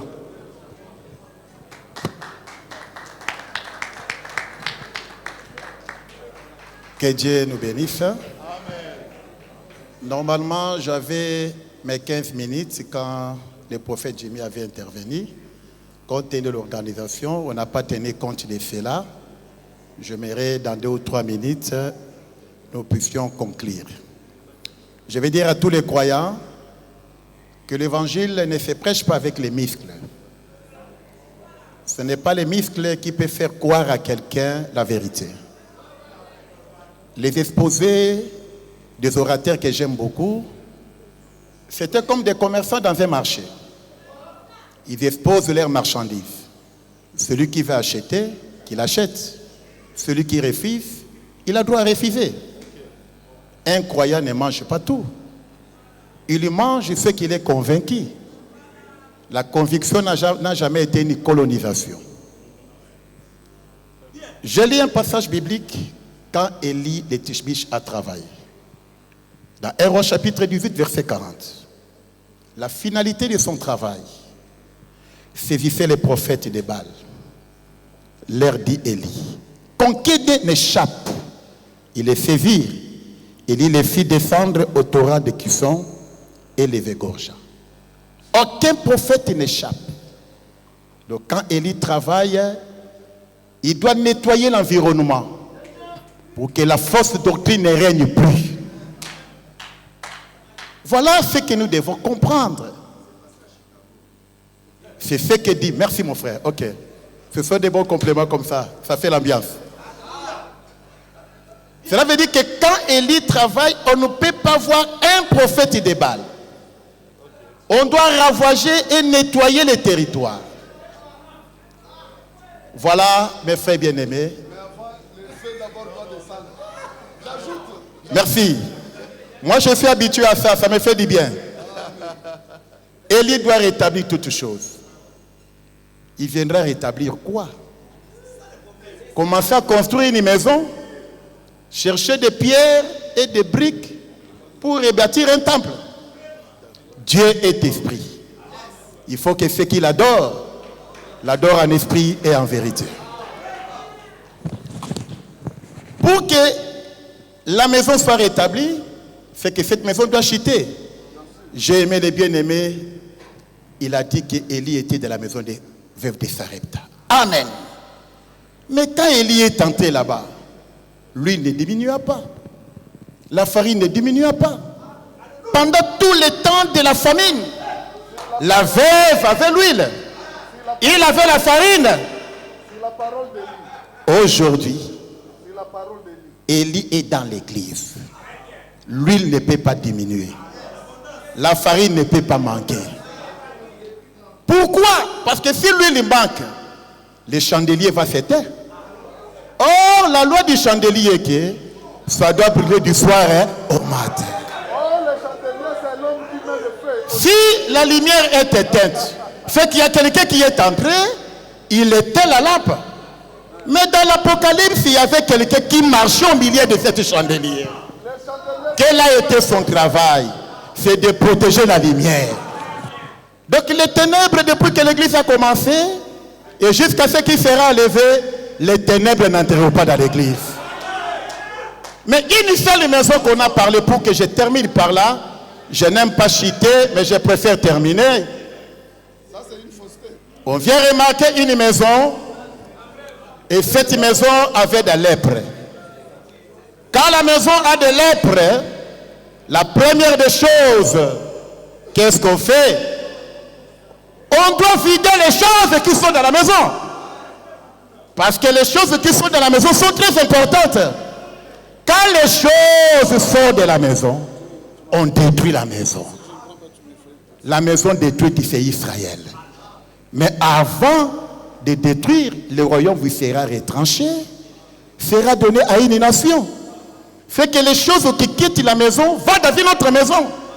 Pour que les choses retournent, il faut que cette maison soit rétablie. Ça, c'était une prophétique que tous les prédicateurs connaissent ici. Qu'Israël a un chemin particulier que Dieu viendra faire pour les relever. Mais Israël ne va pas revenir pour tuer les animaux, pour tuer la bête, pour répandre le sang. Non! Israël doit prendre la foi que nous avons aujourd'hui. C'est ça le rétablissement. Parce que Dieu est esprit, il faut que ceux qui l'adorent, l'adorent en esprit et en vérité. Que Dieu vous bénisse. Merci. Nous disons merci à tous les orateurs. Merci à vous également d'avoir attendu jusqu'en ce moment. On se fixe au rendez-vous pour la deuxième édition avec peut-être un autre sujet ou le même sujet. Que Dieu vous bénisse, portez-vous bien et au revoir. Bonjour professeur, comment vous trouvez cette idée? Les enfants de Dieu sont réunis, non seulement pour chercher les miracles, le voyage, mais pour discuter sur la parole. Comment vous trouvez cette idée? Mais vraiment, je remercie d'abord Dieu le Créateur qui a voulu que cet événement se passe dans ce sens. Et je remercie aussi les organisateurs qui ont pensé à mettre les gens ensemble pour donner des idées sur un sujet qui divise beaucoup d'enfants de Dieu à travers le monde, pas seulement chez nous ici, même ailleurs. Donc c'était bien fait. Surtout le choix aussi des intervenants, c'est un choix meilleur parce que chacun a essayé de parler et il y a eu quand même de meilleures conclusions sur le sujet. Bonsoir pasteur, bonsoir. Vous êtes parmi les intervenants ce soir. Quels sont vos sentiments par rapport à cette première édition? Exactement, vous voyez quand Jésus est entré dans le temple pendant qu'il était encore bébé, la Bible dit, quand il a pris Jésus d'entre ses mains, il a dit cet enfant sera le sujet des contradictions. C'est exactement ce que nous sommes en train de constater aujourd'hui. C'est tout à fait normal. On peut avoir des débats, des contradictions sur la personne de Christ et sur sa parole. C'est exactement ce que nous avons vu. Donc c'est normal. Merci pasteur. Merci mon frère. Un mot pour les organisateurs. Nous bénissons vraiment les organisateurs, Ecopolis, ensemble avec le pasteur Serge, nous sommes énormément bénis. De telles choses, ça mérite que cela soit organisé de temps en temps, afin d'éclairer les enfants de Dieu. Malgré les différentes positions de chacun, du moins ce qui est vrai, c'est que la parole a été dite et la lumière a été donnée. Ceux qui ont les oreilles pour entendre, ils ont entendu. Merci, pasteur. Merci. Non, je suis très content quand les fils de Dieu se retrouvent autour de la parole. C'est toujours intéressant parce qu'on essaie quand même aussi de comprendre ce que les autres croient. Et ce qui est important, tout doit être défendu par la parole et par les preuves des Écritures. Merci. Un mot pour les organisateurs? Non, je les félicite. Mais ce qui m'a réjoui de plus, c'est que tout le monde qui a parlé, sauf nous, sont dans la confusion. Ils croient que, et ils ne comprennent pas, que Élie dont nous parlons ici vient avant le jour de l'Éternel. Oh, les Déouins prêchent en plein jour de l'Éternel, le jour de la colère. Merci. Merci, pasteur. Bon, le débat s'est bien déroulé, sauf que arriver à bien organiser. Dans un débat, l'État est réparti équitablement. Et vous ne pouvez pas empêcher Alain de réagir à ce que l'autre a fait. Et vous l'avez tous vu. Lorsque Dieu a donné les songes à Pharaon, lorsque Joseph est venu, le même son s'est répété 2 fois. L'interprétation était que la chose est arrêtée. Comme ça devient répétitif, je ne peux pas laisser passer ces désordres. Du reste, dans les questions qui ont été posées, aucun frère du message n'a posé la question. De toutes les questions, là, toutes les personnes qui ont posé la question. Aucun du message. Vous ne voyez pas que ça laisse voir qu'il y a quelque chose. Je ne sais pas si c'est une stigmatisation ou quoi. Non. Mais dans le reste, je félicite le cadre, les organisateurs, que Dieu les bénisse, c'était bon. Mais mieux vaut la fin d'une chose que son commencement. Et les gens qui ont chuté nous ont menés dans ce que nous sommes en train de décrire maintenant. C'est pas bon. Voilà ce que je peux dire. Merci, merci. Prophète. Nous bénissons le Seigneur. Vraiment, c'est une bonne opportunité pour chaque enfant de Dieu d'approfondir sa connaissance, parce que le verset 21 d'un Corinthiens chapitre 1 dit que Dieu a mis les salis dans la prédication. Il faut surveiller la prédication, comme le frère de Béret, pour comprendre si ce qu'on nous prêche est vrai. C'est la raison pour laquelle nous étions ici. Et je pense que ceux qui étaient là, comme étant enfants de Dieu, ils ont compris la vérité était de quel côté. Donc nous sommes très heureux et nous croyons qu'il y aura une deuxième édition. Par la grâce de Dieu, nous viendrons toujours pour éclairer le peuple, afin que ces ténèbres-là que certains veulent faire perdurer dans la manière des enfants de Dieu de comprendre la parole de Dieu doivent être écartées pour que la lumière, qui est la vérité de la parole, soit mise sur la place publique. Voilà. Merci. Un mot pour les organisateurs? Non, coup de chapeau. Je l'ai dit quand j'ai introduit mon intervention, que Dieu les bénisse abondamment. Les héros dans l'ombre, moi je ne préfère pas citer les noms, mais je pense qu'Ecopolis sera parmi les meilleurs médias de son temps, parce qu'ils ont donné le temps à la parole de Dieu. Merci, prophète.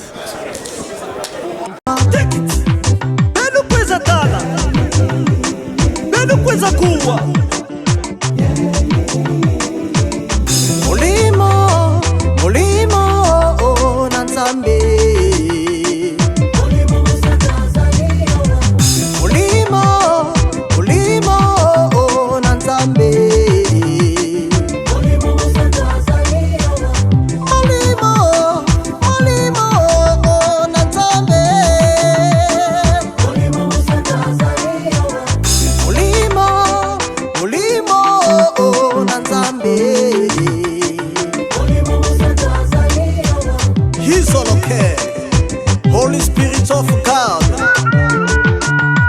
thank you. Bisika yozali eyebana kana bilebo misalana yango emonisamaka babeli babika bakangami bakangwama